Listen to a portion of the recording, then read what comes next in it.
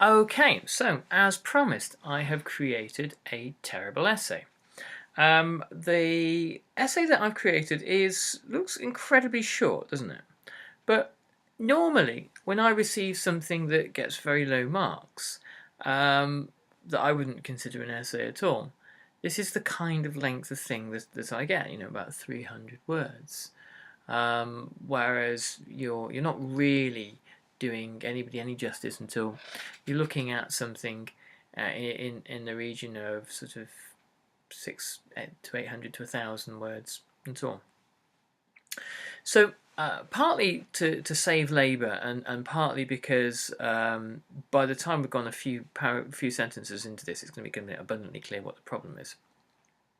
I thought I'd just create this little short introduction to the art of the terrible essay.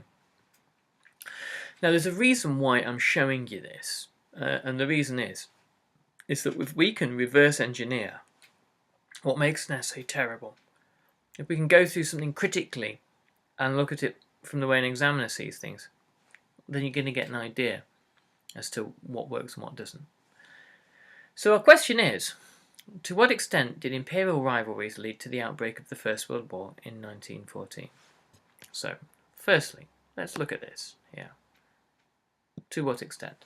So you're being asked to critically evaluate something. And you're either going to assume that it was to a greater extent, or lesser. What you're not going to do is go 0%. Oops, doing it properly. It was in no way at all due to the imperial rivalries, because that's completely unsustainable. You're not going to say it was completely and utterly, because it's an argument that's almost impossible for anyone to make. And it's almost impossible to say 50-50. Because if you say that, you have to say, well, yeah, it kind of was and it wasn't. An examiner will be there saying, what do you mean? So the response is always to a greater or a lesser extent. When you're being asked to what extent, greater or lesser, 75%, 25%. Okay. Okay, so the candidate writes as follows. In Europe, there were major empires. The Russian Empire, the British Empire, the German Empire, the Austrian Empire, and the Ottoman Empire. And misses out the French Empire. Okay, so they're set up with a bit of context. I don't know when this was. Were these empires of the 19th century, the 18th, the 5th century? I don't know. So the context that begins the essay lacks any sort of meaning. Sure, there were these major empires, so what? All these empires had territory and they wanted more territory, and they had a war to decide who got more territory that began in 1914. Okay? In a very weak way, it makes the link between empires, territory, and war. But it says, and they had a war to decide who got more territories that began in 1914. Well, is that why the war began? It was a contributory factor, for sure. But we're not addressing the to what extent bit. Was it the main factor? Was it a lesser factor? We don't really know. All we've got from this candidate is that it was the only factor, and that's why it happened. Okay, well, we can kind of stop the essay there, then, if that's the argument. But no, it goes on. Before the war, the British had the biggest empire. It was in Africa, India, and Australia, and the British didn't like the French Empire, and they didn't like the Russian Empire either.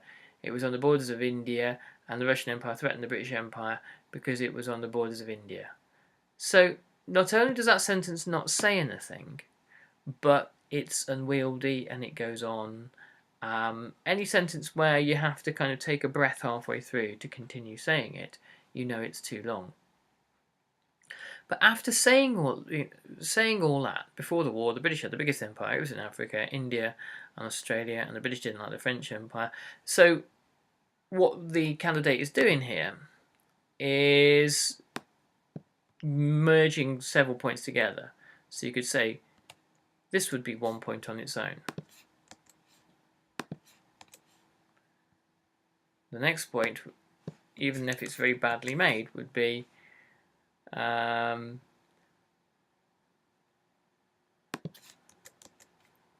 The British didn't like the French Empire, and they didn't like the Russian Empire either. It, i.e. the Russian Empire, not the French Empire, was on the borders of India, and the Russian Empire threatened the British Empire because it was on the borders of India. Okay, so you could kind of get rid of that. So merging together several points into one sentence, again, makes the whole thing make no sense. A newer empire was the German Empire that started in 1871, but it quickly made other empires feel angry and afraid. It was led by Kaiser Wilhelm II, not in 1871 it wasn't, from 1888 onwards, who was determined to have more colonies and a big fleet, which led to arms race between the British and the Germans, which made things worse because the British and the Germans didn't want to back down, and they both wanted big ships so they could have colonies around the world. Again, many, many points in one sentence, all vague, all general, inaccuracies in there, and what you would have to break your sentence down into sentences where one sentence is basically one point. And when you've made that point, full stop, move on to the next thing, or perhaps into the next paragraph. That isn't even the biggest problem with all of this. In Europe, the Russians and the Austrians had empires, and both of them wanted to have more power in Eastern Europe, a place called the Balkans. Okay, fine. So we're getting slightly closer here to the idea that empires and tensions were in some way related. The Ottoman Empire was being forced to get out of the Balkans, and this meant that the two powers could step in and take over, but they didn't want to share the Balkans with each other, so they started to plan against one another. Okay, well they did, but again, that's this is what I would call an extreme generalization. They started to plan against one another. What did they do? How did they, what were they both motivated by? Which parts of the Balkans did they want? What did they do to one another? Here is where you really sort of build out the essay by moving away from generalizations to specifics. But again, as I'm saying, that's not even the biggest problem here. This made the Austrians want to be closer to Germany, okay, sure, and made Russia angry and want to be closer to France and Britain, so this is why empires led to Europe dividing by 1914, and then the assassination of Franz Ferdinand made the war start. Okay, terrible conclusion, and I'm not even going to go there because we're not talking about conclusions today. The fundamental problem with this, then this is what makes everything else fall apart, is there is no argument to begin with. Okay, no argument at all. So what we're going to do is do this question again. Watch the next little video that's coming up, and we're going to do this question again, and we're going to I'm going to erase all this rubbish and show you from the ground up how a really, really rock solid, strong essay is created.